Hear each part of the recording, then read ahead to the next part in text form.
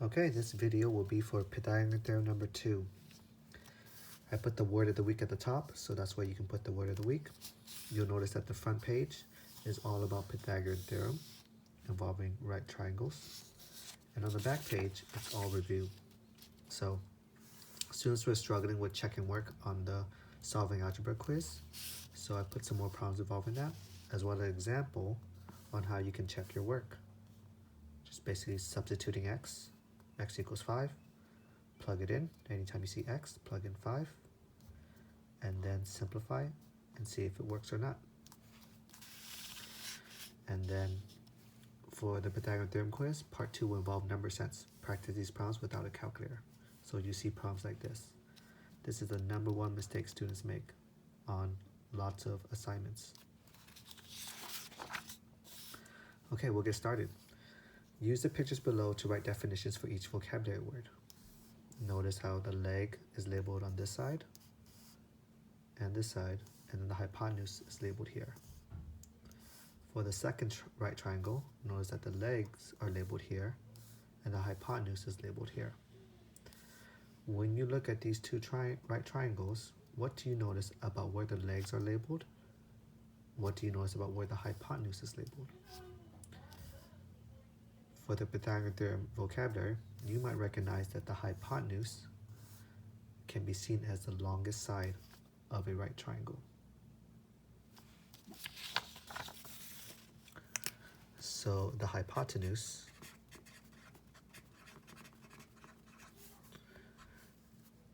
is the longest side of a right triangle.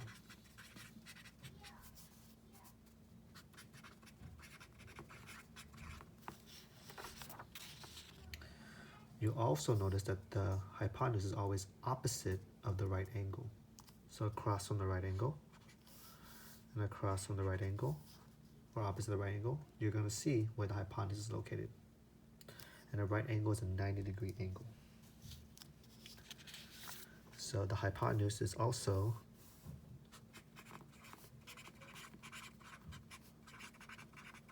be found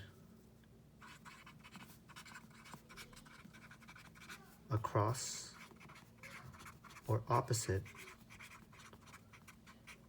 the right angle.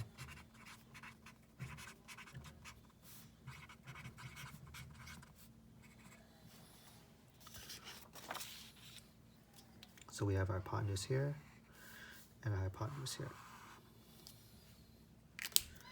Now let's look at the legs. How do the legs compare to the hypotenuse? You might recognize that the legs are shorter than the hypotenuse. So we can define the legs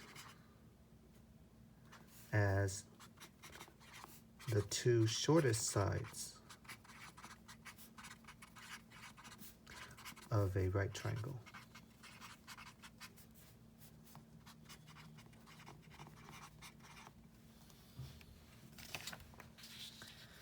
Lastly, the Pythagorean Theorem formula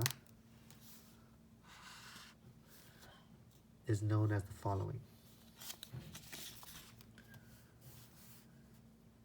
Leg 1 squared plus leg 2 squared equals the hypotenuse squared. And I'll show you what that means through some visual examples. Or a squared plus b squared equals c squared, where the legs are represented by a and b, and the hypotenuse is represented by c. You'll recognize that there is no hypotenuse or legs because it is not a right triangle. That's a right triangle. That's a right triangle. This is not a right triangle. Therefore, there are no legs or hypotenuse. For problem number 2, it says, label the legs with L1 and L2. Either leg can be L1, and the hypotenuse with H for the right triangles below. So we're going to label these triangles with the legs and the hypotenuse.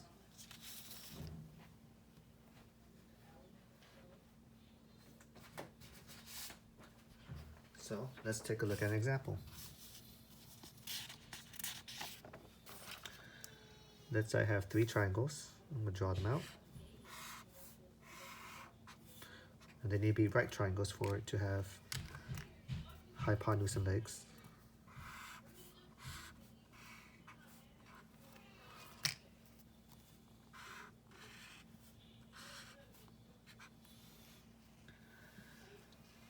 So always try to look for the hypotenuse first, which is always across from the right angle.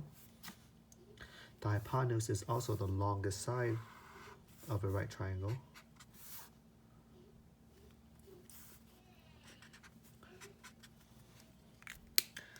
Now that we have the hypotenuse labeled, we want to label the legs.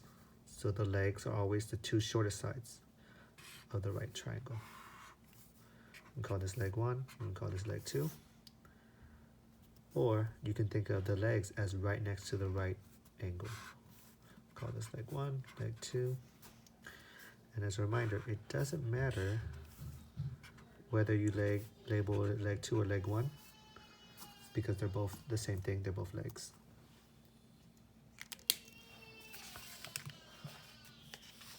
So for problem number 3,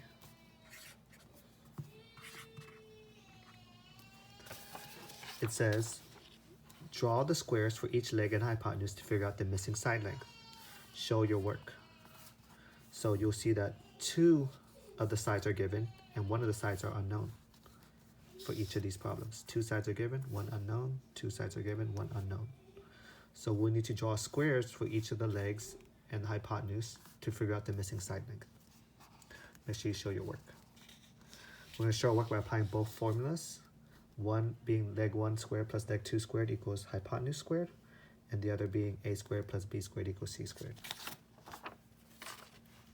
Before we go any further, I want to mention that the word of the week is hypotenuse. Once again, the word of the week is hypotenuse. Make sure you write that on the top of your paper. Okay, so now we're going to draw 2 examples of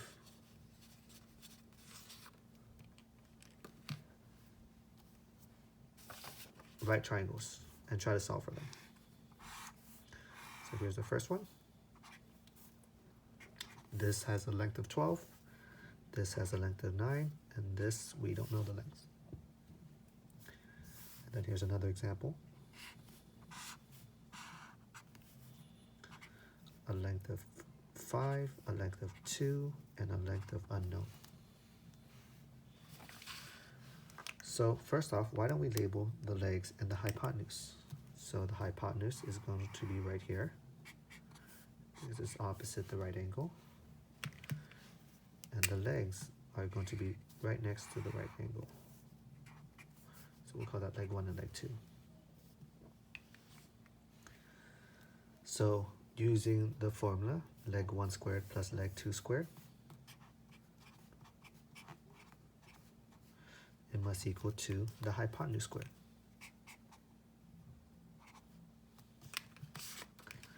So when we have that, we'll draw the squares coming out of each of the sides. If this side is 12, this side must also be 12, and 12 times 12 give us an area of 144. If this side is 9, and this side is 9, 9 times 9 is 81. So the area of the square is 81.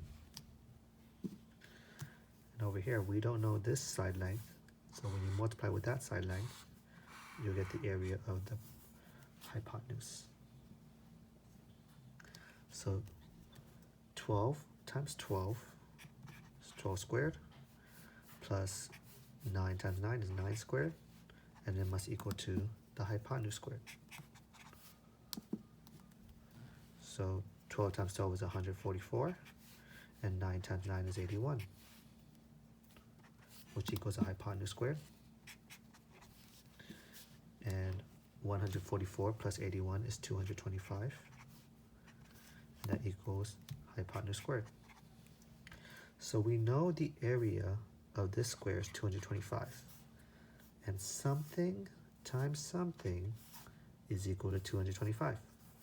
So to figure out what that unknown number is, we do the opposite of squaring, which is square rooting.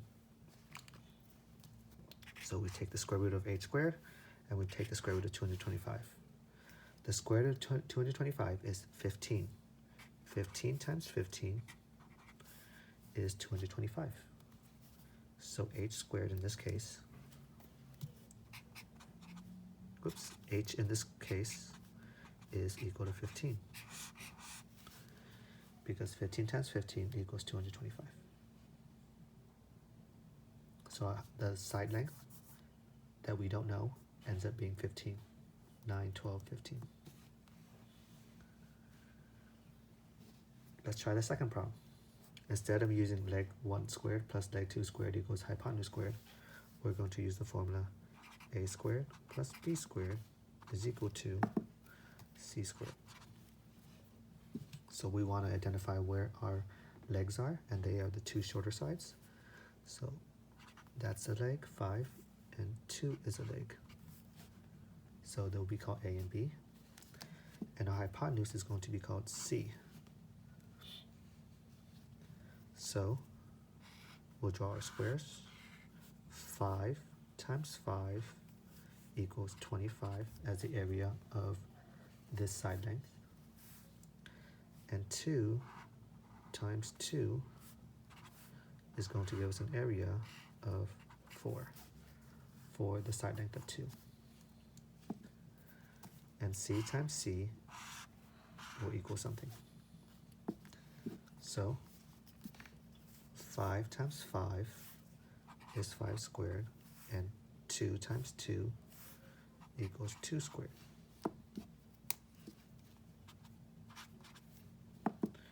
5 squared is 25. 2 squared is 4. And that's going to equal c squared.